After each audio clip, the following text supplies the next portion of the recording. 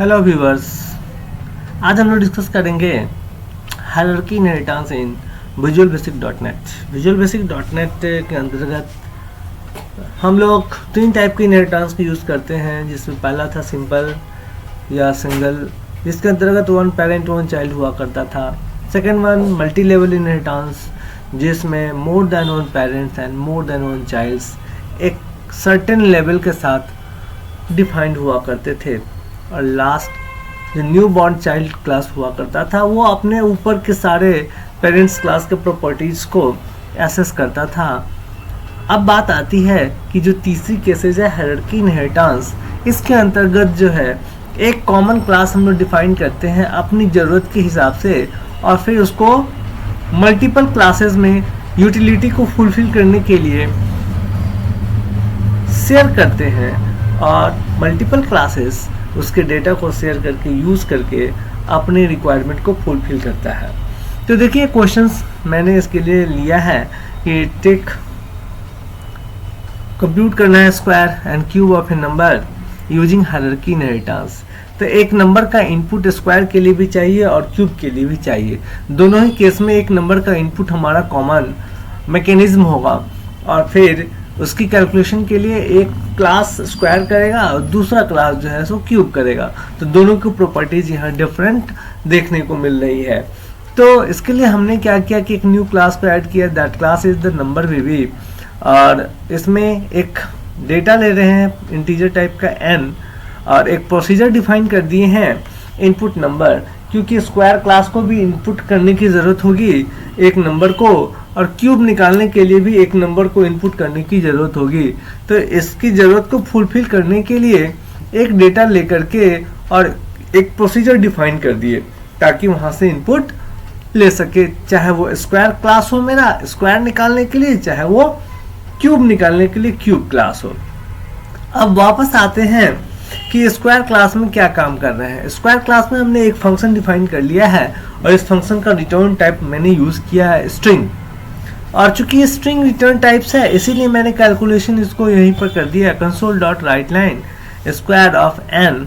और इससे पहले मैंने वीवी नंबर जो मेरा क्लास है जिसमें हमने एक इनपुट मैकेनिज्म बना रखा है और एक डाटा n ले रखा है, इसको इसमें इनहेरिट कर दिए।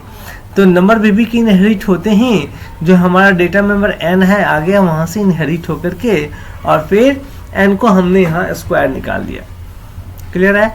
और चूंकि रिटर्न टाइप स्ट्रिंग यूज़ कर रहे हैं तो इसका रिटर्न लगा दिए वीवी नल, क्योंकि हमें आउटपुट में कुछ भी रिटर्न करके दिखाना नहीं है। तो ये जब भी इस फंक्शन को कॉल करेंगे तो ये फंक्शन हमें नल रिटर्न कर देगा।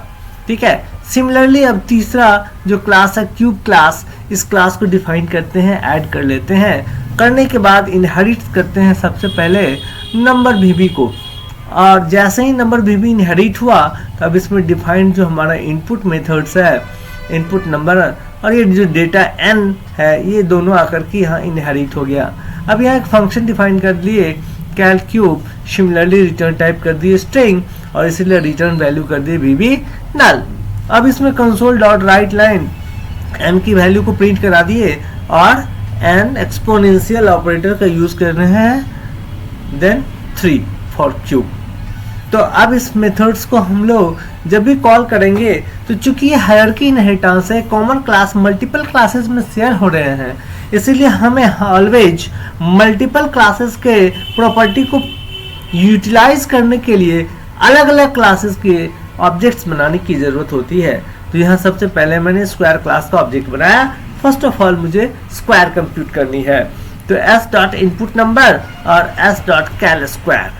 अब ये क्या करेगा, इनपुट नंबर को शेयर करेगा नंबर वीवी से, और अपने क्लास के जो मेथड्स हैं कैल के स्क्वायर से कैलकुलेट कर देगा स्क्वायर।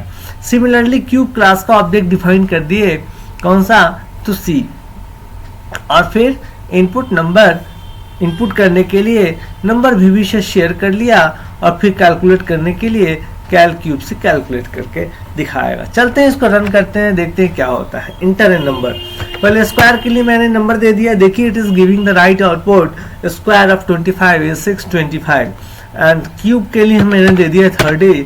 अब देखिए ये एग्जैक्ट रिजल्ट दे रहा है, क्यूब ऑफ 30 इज 27,000। तो इस तरह से हम लोग हायरार्की इनहेरिटेंस में एक कॉमन क्लास की प्रॉपर्टीज को मल्टीपल क्लासेस के थ्रू शेयर करके उसकी यूटिलिटी को फुलफिल कराते हैं। I hope you understand this example to solve hierarchy inheritance using VB.NET. Thank you viewers.